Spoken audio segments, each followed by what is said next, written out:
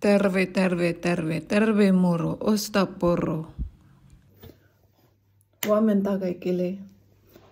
So, let's talk about renting apartment. So, paano ba mag-rent ng apartment dito sa Finland? No? Yung first namin dito, since yung kontrata namin, kay ano pa siya, kay Villa Jam.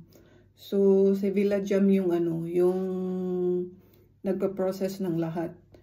Siya yung nag-process ng insurance, nag-sign ng contract doon sa owner ng ng apartment, at saka under din sa name nila yung electricity connection.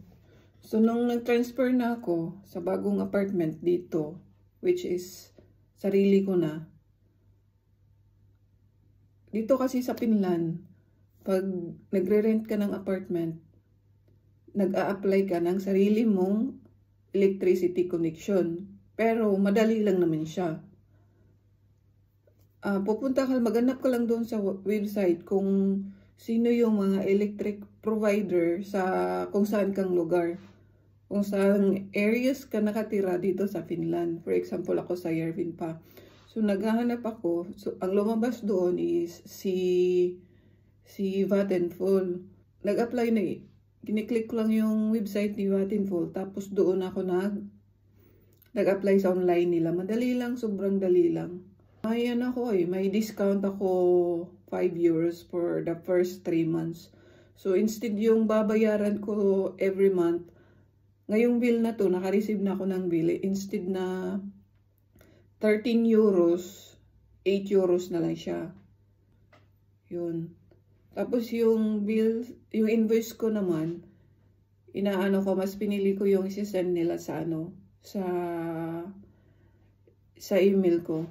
Kaya doon, online na rin ako nagbabayad. Lahat, alam mo, masyadong dito kasi sarili-sarili siya eh. Ikaw yung mag-a-apply ng electric provider, pero madali lang siya kasi online din naman. Tsaka hindi lang yun, pag nagre-renta ka ng apartment, required ka din mag-apply ng insurance. Ano ba tinatawag dyan? Home insurance, parang ganun. So ako, yung nabayaran ko, 130 euros for 1 year.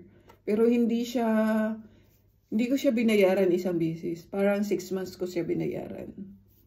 Para 6 months ko pa siya babayaran. So, hindi naman siya mabigat. Diba? Napaka-weird. Pero okay lang yun. Ganun talaga. Nandito tayo sa Finland eh. We are here in Finland.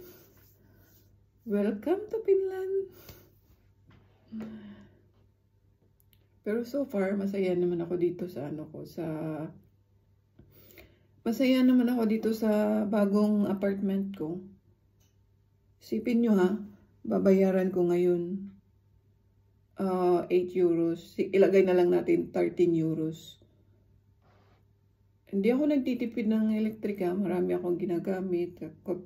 Yung TV ko, palaging naka-on yan kahit hindi ako nanonood. Tapos, may laptop. Palagi pa ako nagluluto. Yun lang yung babayaran ko. Pero alam nun yung previews na iba pa yung namin. Under pa kay Villa Jam. Ang laki na binabayaran namin, 30 euros. Tapos dalawa kami sa apartment, 30 each. So magiging 60 euros.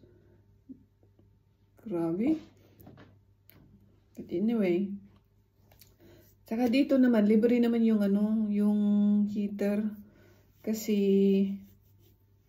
ang pagkakalam ko, libre siya sa building. Kasi nung wala pa akong electricity connection, naka-on na yung heater eh. So, na siya.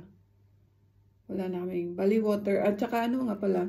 So, yung apartment monthly ko is 700 euros. Bali, yung water naman is 15 euros per person. So, ngayon, isa pa lang ako. Di pa dumating yung kasama ko sa bahay. So, i-add ko na naman siya. Yan. Tsaka gusto ko yung ano dito, yung storage ng mga bahay kasi hindi na ako mahirapan. At saka kung may bubuhatin ka ring mabibigat na gamit, pwede mong gamitin yung elevator. Doon kasi sa luma, yung storage na nasa sa ano, ang hirap kasi kailangan ko pang bumaba, which is walang elevator. Ang bigat-bigat ng mga gamit, tapos nakakatakot pa pumunta doon sa storage sa barasto nila. Tapos, ano ba? Nag-sideline lang din kami ng naghahanap ng apartment. Online din yung reservation. Lahat online na dito. Nihingi lang nila yung personal identity pala. Yun. Tapos makikita nila lahat doon. Walking distance lang naman yung apartment ko sa from workplace to my apartment. Welcome to Finland. Noni. Moika naharan.